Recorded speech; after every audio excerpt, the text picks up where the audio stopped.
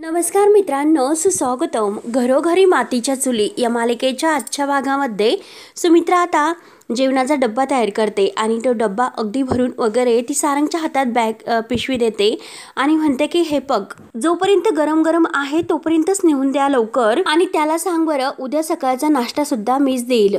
सारंग म्हणतो की बरं ठीक आहे. सुमित्राचा आता सारंगवर विश्वास नसतो. ती म्हणते की सारंग, तू त्याला सांगणार नाहीस, तू कशाला सांगशील, चल आता तू फोन लाव बरं लगेच माझ्यासमोर. म्हणून आता सारंग लगेच सुमित्राला म्हणतो की अगं आई, मी नक्की सांगतो, बरं जाऊन दे. आणि तो सौमित्राला म्हणतो की हे बघ सौमित्र दादा, तू आता दादाला कॉल कर बरं. त्यावर तर सौमित्र लगेच कॉल करतो आणि फोन स्पीकरवर टाकतो. आता ऋषिकेश फोन उचलतो. ऋषिकेशची साफसफाई सुरू असते. आता सुमित्रा रडतच म्हणते की ऋषिकेश, अरे बाळा तू कसा आहे. त्यावर तर ऋषिकेश म्हणतो की आई, अगं मी एकदम ठीक आहे, तू काळजी करू नकोस, तू फक्त तुझी काळजी घे. त्यावर तर सुमित्रा म्हणते की अरे ऋषिकेश, मी इथेच आहे, घरामध्ये माझी काळजी घेण्यासाठी खूप माणसं आहेत. अरे पण तुझी आबाळ होणार आहे, तू एकटा पडलास म्हणून खरंच मला तुझी खूप काळजी वाटते.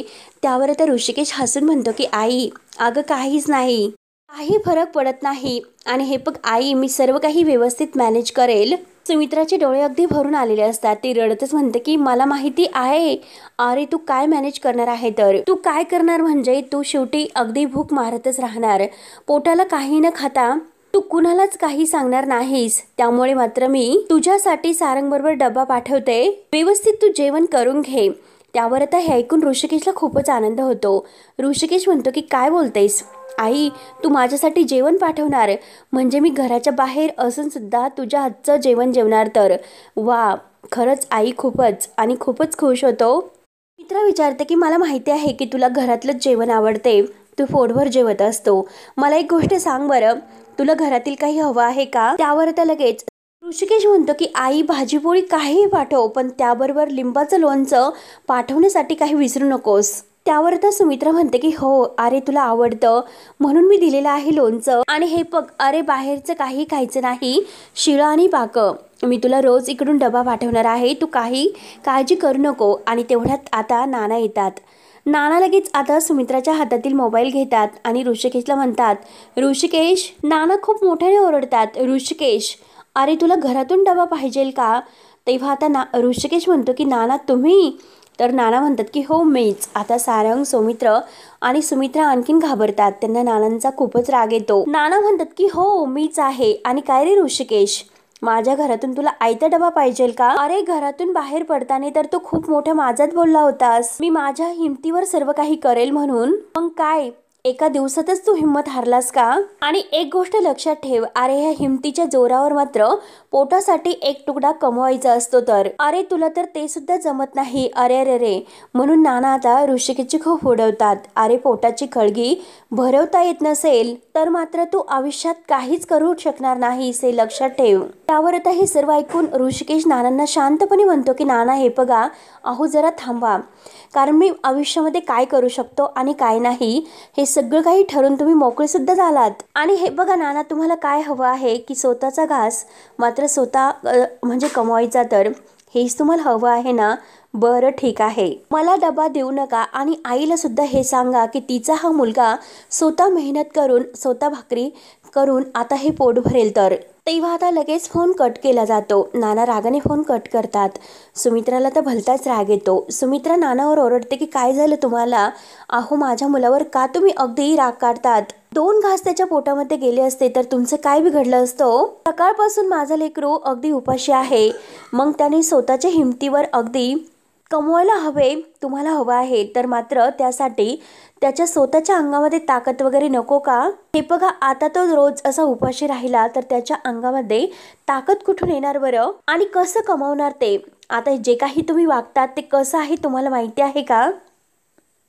तोडायचे आणि धाव शर्यतीत असं म्हणायचं. एका आईला मात्र तिच्या मुलापासून आज मात्र तुम्ही रोखलत, हे मला तुमचं अजिबात आवडलेलं नाही. सुमित्रा आता रडतच नानांना खूप काही बोलते. त्यावर तर नाना म्हणतात की हे बघ सुमित्रा, अगं तुझ्या मुलाने मात्र आयुष्यामध्ये काहीतरी करावं असं जर तुला वाटत असेल, जर त्याला मोठं होण्यासाठी तुला जर अगदी वाटत असेल तर मात्र तू सुद्धा माझ्यासारखी कठोर हो आणि त्याच्याशी कठोर वाग तर. आणि एक गोष्ट मात्र लक्षात ठेव, तुझ्या हातचा घास त्याला मिळाला नाही म्हणून तो उपाशी नाही राहणार. आता असे बोलून नाना हे रागात आपल्या रूममध्ये निघून जातात. सुमित्राला तर खूप वाईट वाटतं, तिला ऋषिकेशची काळजी वाटते. सारंग आणि सुमित्र यांना सुद्धा नानाचा राग येतो. आता सगळे शांत होतात. त्यानंतर आता इकडे ऋषिकेश ठरवतो की आता शेवटी नानांना मला उपाशी ठेवायचं आहे. तर नानांचा माझ्यावर विश्वास नाही, पण आता सुद्धा मी त्यांना हे दाखवून देणारच, मी सुद्धा आयुष्यामध्ये काय करू शकतो आणि काय नाही. तर पण आता तर भूक लागली, आता मात्र त्याचं काय करू, त्यासाठी मी काय करू, पोटात तर कावळे ओरडतात. आणि तेवढ्यात आता एक भेळीवाला येतो. भेळ घ्या भेळ घ्या म्हणून तो आता मोठ्याने ओरडतो. तेवढ्यात ऋषिकेशला खूपच आनंद होतो. ऋषिकेश धावतच आता त्या भेळवाल्याजवळ येतो. आता तो भेळवाला विचारतो की किती द्यायचं. आता ऋषिकेश त्याला भेळ द्यायला सांगतो आणि 5 दे असं म्हणतो. त्यावर आता तो माणूस ऋषिकेशकडे पाहतो आणि विचारतो की आत्ताच 5 भेळ मी तुम्हाला देऊ का. त्यावर त्या लगेच ऋषिकेश म्हणतो की का, अरे तुला आत्ता देण्यासाठी काही प्रॉब्लेम आहे का. त्यावर आता तो माणूस म्हणतो की नाही, मला तर काही प्रॉब्लेम नाही. आता तो 5 भेळ तयार करून देतो आणि ऋषिकेश त्याला विचारतो की पैसे किती झाले. तेव्हा तो माणूस म्हणतो की 100 रुपये आणि तो आता भेळ देतो. ऋषिकेश त्याला थँक्यू म्हणून आता ते 5 भेळ चे पुडके मात्र तो आत घेऊन जात असतो. आणि तेवढ्यात काय होतं तर जानकी बाहेर येते. जानकी मात्र आता ऋषिकेशकडे पाहत असते. ऋषिकेशच्या हातामध्ये 5 भेळीचे पुडे असतात.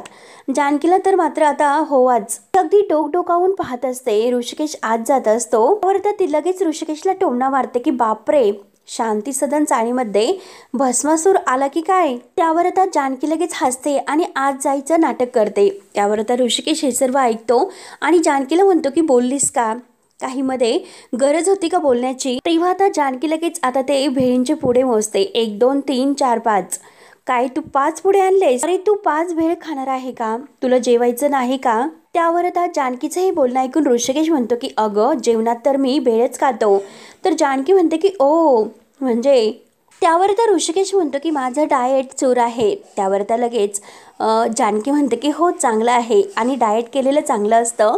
ऋषिकेश तिला विचारतो की तुला काही प्रॉब्लेम आहे का. तर जानकी म्हणते की नाही, कारण डाएट केल्याने चरबीही कमी होते. आता ऋषिकेश रागवतो. ऋषिकेश म्हणतो की काय ग, तुला माझ्या चरबीचं काय करायचं. त्यावर तर जानकी म्हणते की अरे तू त्याचा अर्थ तो केला का, अरे मी तुला जनरली असं विचारलं. अरे डाएट केलेलं हे चांगलं असतं, तर अरे डाएट केल्याने फॅट्स कमी होतात. तेव्हा ऋषिकेश तिच्याकडे बघतो आणि विचारतो की काय तू नक्की त्याच अर्थाने बोललीस ना, पण तुझ्याकडून मात्र कौतुक करण्याची अपेक्षा तर नाही मला. त्यावर तर जानकी म्हणते की अरे आता मी तरी काय करणार, तुझ्या डोक्यामध्ये पाप आहे आणि खा, तू भेळ खाऊन घे, खा बरं लवकर. त्यावर आता ऋषिकेश म्हणतो की अगं मी खाणारच आहे. असे बोलून तो आत येतो आणि आतमध्ये सुद्धा तो बडबड करत येतो की आली मोठी शहाणी मला सांगायला. आणि आता ऋषिकेश मस्त भेळीवर ताव मारत असतो. त्याला खूप छान वाटतं. त्यानंतर आता इकडे ही सुमित्रा आहे. तर सुमित्रा मात्र आता वामन शास्त्रींना ऋषिकेशची पत्रिका दाखवते आणि रडतच आता वामन शास्त्रींना सांगते की हे बघा वामन शास्त्री, माझ्या मुलाला ऋषिकेशला आता हे घर सोडून जावं लागले, तर आता मात्र पुढे त्याच्या नशिबात काय होईल, नक्की काय लिहून ठेवलेलं आहे बरं, जरा पत्रिका पहा आणि पत्रिकेवरून सांगताल का. त्यावर तर वामन शास्त्री पत्रिका चेक करतात आणि म्हणतात की पत्रिका म्हणाव तेवढी चांगली नाही आणि हे बघा फारशी वाईट आहे, अशातील सुद्धा भाग नाही.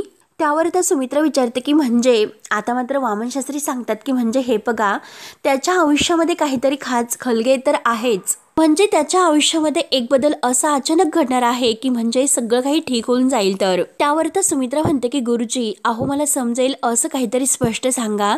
त्यावर तर गुरुजी म्हणतात की बरं ठीक आहे सांगतो. एक मुलगी त्याच्या आयुष्यामध्ये येणार आहे आणि त्यानंतर त्याचं सगळं काही आयुष्य बदलून जाणार आहे. तर आता मात्र तो तुम्हाला कितीही राक्षसी वृत्तीचा वाटत असेल, परंतु त्या मुलीच्या येण्याने मात्र तो अगदी रामासारखा होईल. तर आता हे ऐकून सुमित्राचा चेहरा खुलतो. त्यानंतर आता ऋषिकेश इकडे भेळ खात असतो आणि त्याला जोराचा ठसका लागतो. इतका ठसका लागतो की तो लगेच उठून आता अगदी त्याला त्रास होत असतो. तेवढ्यात जानकीचं लक्ष त्याच्यावर जाते. जानकी घाईने तांब्यावरून त्याला पाणी आणून देते आणि म्हणते की अरे हे घे, इतक्या जोरात काय गरज होती खाण्याची. तेव्हा आता ऋषिकेश पाणी वगैरे पितो आणि तो तांब्या परत जानकीला द्यायला लागतो. तोच लगेच जानकी म्हणते की अरे असून दे तुझ्याकडे, कारण तुझ्या घरामध्ये तांब्या वगैरे दिसत नाही, पाणी सुद्धा नसेल आणि तुला गरज तर लागेल पाण्याची, त्यामुळे राहून दे. काही हरकत नाही हे बघ, अरे सकाळी 6 वाजता पाणी येते, त्यामुळे तू जरा लवकर उठ आणि पाणी भरून ठेव. तर आता मी तुला शेजार धर्म म्हणून पाणी तर दिले, परंतु परत नाही देणार. तर आता जानकी असे बोलून बाहेर जाते, तर ऋषिकेश तिची पूर्णपणे आता ऍक्टिंग करतो, परत नाही देणार. आणि एक नंबरची अगदी मास्तरीन बाई आहे ही. अगदी ऋषिकेशची आता तळतळ सुरू असते आणि त्यानंतर तो आता परत त्या भेळेवर ताव मारायला बसतो आणि मस्त एन्जॉय करत ती भेळ तो खातो. तेव्हा आता त्याचं पाणी संपते. पाणी पिल्यानंतर आता तो स्वतः ठरवतो की आत्ताच मी आता नळ चालू करून ठेवतो, एकदा पाणी आले की म्हणजे मला कळेल, म्हणजे सकाळी जाग येईल उठायला. आणि तो नळ चालू करायला जातो. त्यानंतर आता पूर्ण संध्याकाळ होते. आता इकडे मकरंद ऐश्वर्याच्या घरी आलेला असतो. कॉफी वगैरे घेता घेता ऐश्वर्या त्याला म्हणते की अरे माप, मला एक गोष्ट कळत नाही. अरे ते रणदेव्यांच्या विरुद्ध वैमनस्य आमचं आहे, परंतु तू मात्र अगदी आमच्या बाजूने त्या रणदेव्यांच्या विरोधात जाऊन आम्हाला मदत का केली असेल बरं. त्यावर तर ऐश्वर्याचं हे बोलणं ऐकून मकरंद म्हणतो की हे बघ, दुसरा काही इश्यू नाही, मला फक्त मनाला वाटले म्हणून मी ऑलरेडी तुम्हाला मदत केली, तर यामध्ये माझा दुसरा काही हेतू नाही.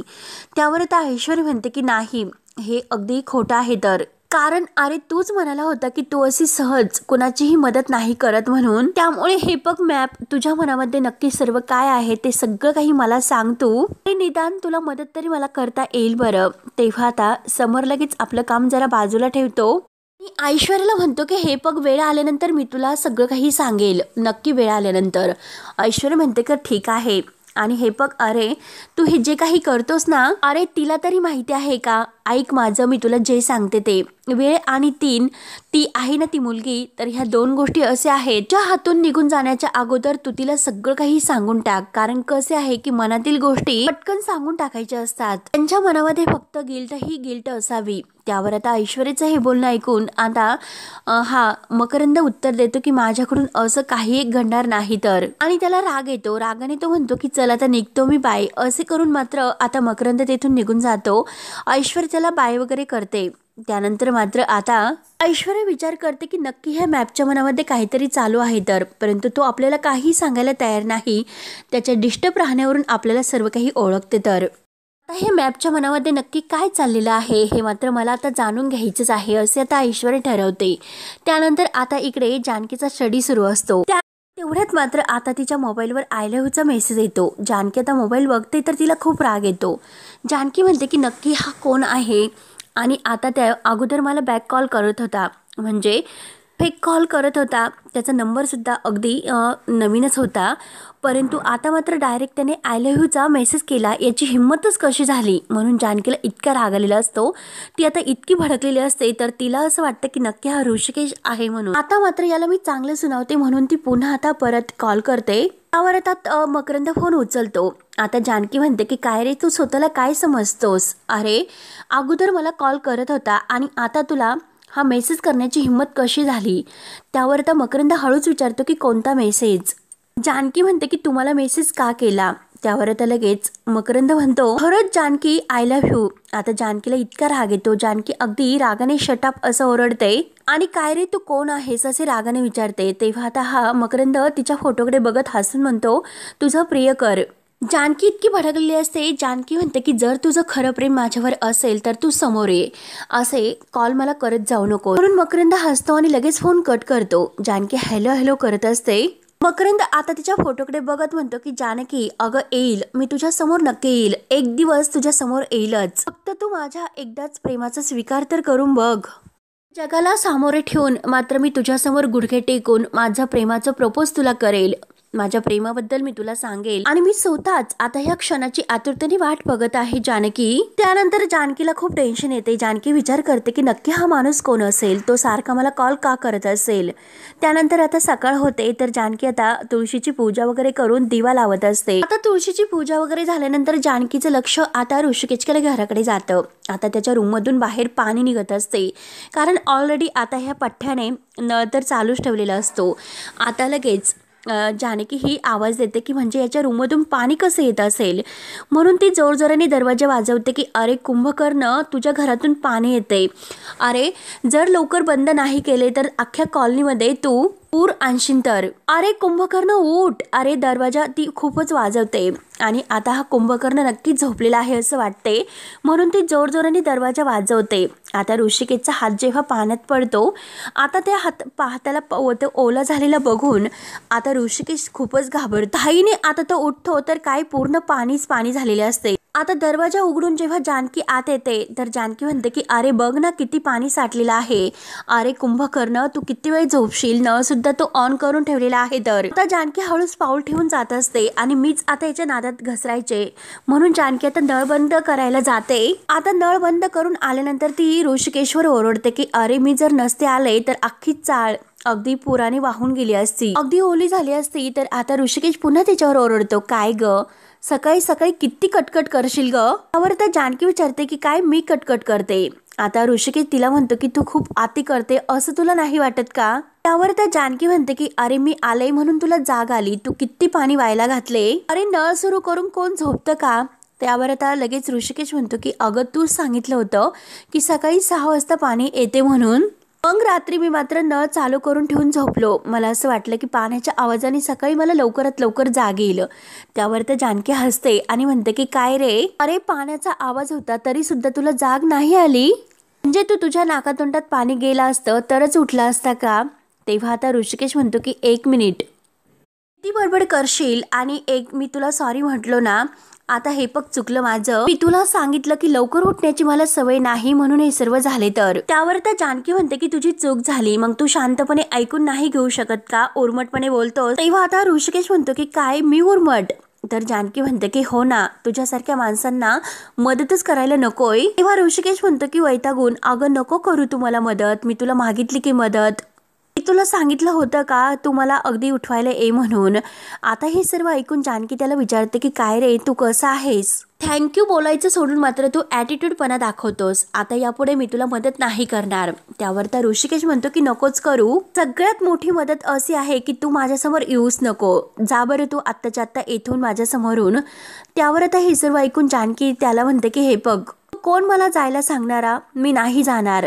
त्यावर तर ऋषिकेश म्हणतो की हॅलो, घर माझं आहे त्यामुळे सो प्लीज तू जा बरं इथून निघून.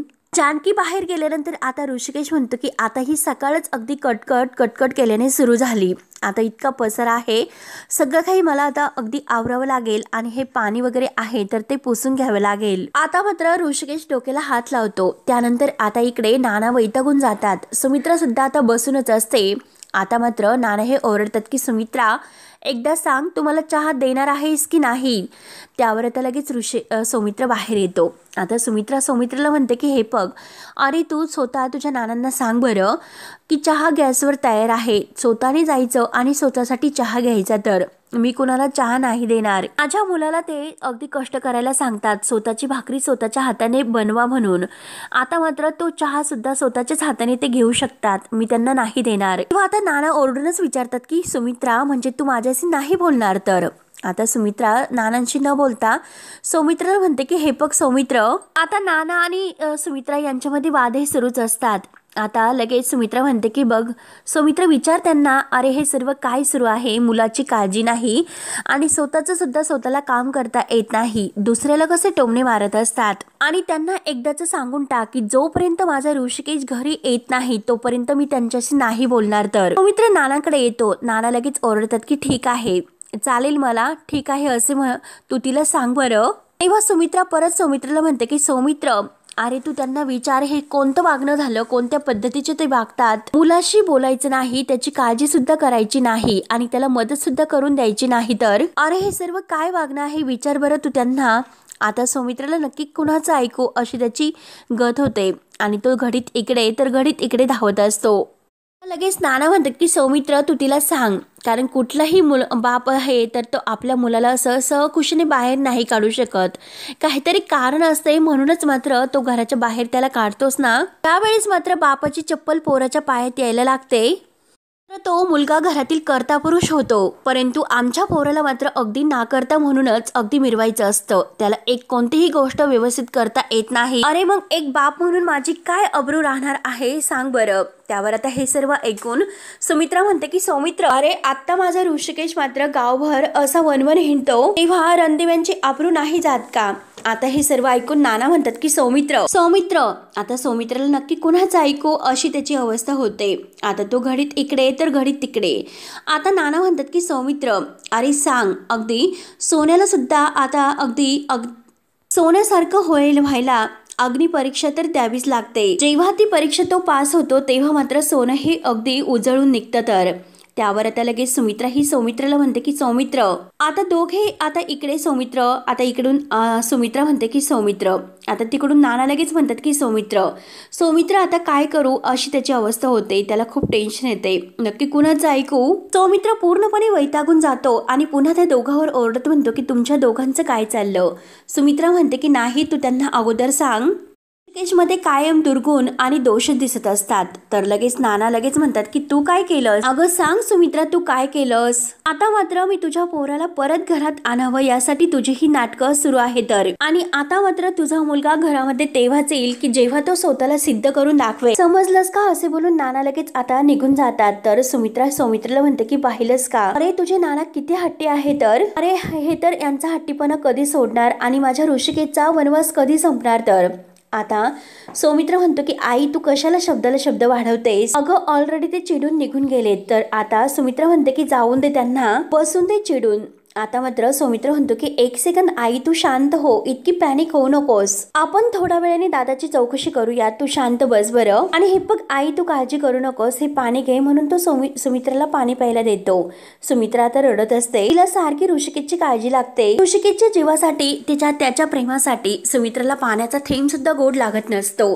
त्यानंतर आता इकडे जानकीची अगदी तळतळ सुरू असते. काय माणूस आहे, एक नंबरचा उडाण टप्पू. एवढी मदत मी याला करते आणि तरी सुद्धा माझ्याशी हा उद्धटपणे वागतो आणि याला तर गरज लागेल तेव्हा मात्र मी याला दाखवते. येऊन दे त्याला, मी दारात सुद्धा उभं करणार नाही. मदत तर लांबचीच गोष्ट आहे. आता जानकी मात्र एकटीच बडबड करत असते. आता हे सर्व ऐकून प्रधान काका तेथे येतात आणि जानकीला विचारतात की जानकी काय झालं? अगं तू कुणाबद्दल बोलतेस की कुणाबरोबर बोलतेस? तू कुणाला मदत नाही करणार? तर जानकी अगदी चिडतच म्हणते की अहो काका, तोच तो उडाण टप्पू, आपला तो नवीन शेजारी. अगोदर त्याने माझ्या अंगावर रांगोळी म्हणजे कचरा टाकलास आणि माझी रांगोळी सुद्धा विस्कटली. आणि काका तुम्हाला माहिती आहे का, त्याने घरामध्ये नळ सुद्धा सुरू ठेवला होता. तर आणि अख्खं घर पाण्याने तुंबून ठेवलं होतं. नशीब मी तेथे गेले, नाहीतर त्याने अख्ख्या चाळीमध्ये पाण्याचा स्विमिंग पूल केलं असता. तर आणि काका मी त्याच्या मदतीला गेले आणि त्याने काय केलं तर मला घरातून हाकलून दिलं.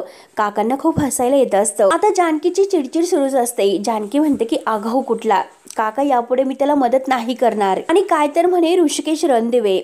आता ऋषिकेश रणदिवे म्हटल्यानंतर काकांच्या डोक्यात प्रकाश पडतो. काका विचारतात की तू नाव काय म्हणालीस? तर जानकी पुन्हा त्याचं नाव सांगते की ऋषिकेश रणदिवे. म्हणजे हा तोच ऋषिकेश रणदिवे आहे. त्याला बघितल्यापासून मी काल तेच आठवण्याचा प्रयत्न करत होतो. अगं पण तू त्याला कसं ओळखतेस? तेव्हा आता जानकी म्हणते की काका, अहो मी त्याला नाही ओळखत, कारण आमची कंपनी आहे तर ती इव्हेंट करते.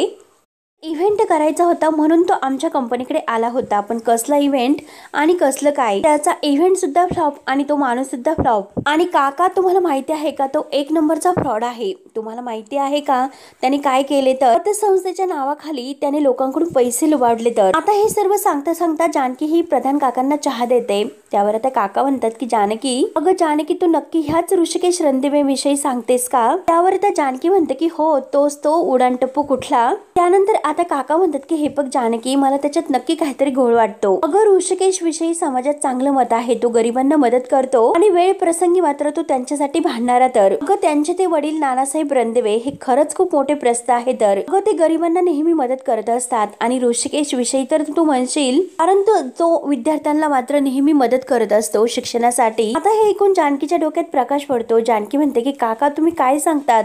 मला तर यातील काहीच माहिती नाही. आता लगेच काका म्हणतात की हो जानकी. आणि हे बघ जानकी, अगं गरिबांसाठी उभा राहणारा हा मुलगा फ्रॉड आहे हे मला नाही वाटत, असे आता काका ऋषिकेशची बाजू घेऊन जानकीला समजावतात. त्यामुळे जानकी, अगं इतरांसाठी तुझा सुद्धा काहीतरी गैरसमज झालेला आहे असे काका आता तिला सांगतात. तेव्हा जानकीच्या डोक्यात प्रकाश पडतो. जानकी पूर्णपणे विचारात पडते. आणि मित्रांनो, शेवटी हा भाग येथे संपतो. पुढील भागामध्ये सुमित्रा आता रडतच सौमित्रला म्हणते की अरे मला ऋषिकेशच्या भविष्याची काळजी वाटते. वामन शास्त्री म्हणत होते त्याच्या आयुष्यामध्ये खूप असे खास खलगे आहेत, परंतु जेव्हा त्याच्या आयुष्यामध्ये एखादी मुलगी येणार आहे आणि त्या मुलीमुळे त्याचं आयुष्य पूर्णपणे बदलून जाईल, तर अरे मग आता ती मुलगी कोण आहे आणि ती मुलगी कधी त्याच्या आयुष्यामध्ये येणार आहे. तर तेव्हा आता इकडे ऋषिकेश ते पाणी पूर्णपणे कापडाने पुसून घेत असतो. तर जानकी मात्र आता अगदी पाणी पुसण्यासाठी आता ते वायपर वगैरे घेऊन येते आणि म्हणते की हे बघ, अरे मी हे तुझ्यासाठी आणलेलं आहे. तर ऋषिकेश म्हणतो की काय, माझ्यासाठी? तर जानकी म्हणते की हो, माणुसकी म्हणून आणि शेजार धर्म म्हणून. तेव्हा ऋषिकेश म्हणतो की बास. आणि आता ऋषिकेश तिच्या हातातून ते साफसफाई करण्याचं ते पर घेतो आणि तो पाणी पुसत असतो. तेवढ्यात आता जानकी तेथेच असते. जानकी सुद्धा आता त्याला मदत करत असते आणि तेवढ्यात मकरंद बाहेर येतो. मकरंद मात्र आता ह्या दोघांना एका रूममध्ये पाहतो. तर मकरंदचा आणखीनच जळफळाट होतो. तेव्हा आता मित्रांनो, पुढे काय होईल हे बघण्यासाठी आता आपल्या चॅनलला नक्की सबस्क्राईब करत राहा. धन्यवाद.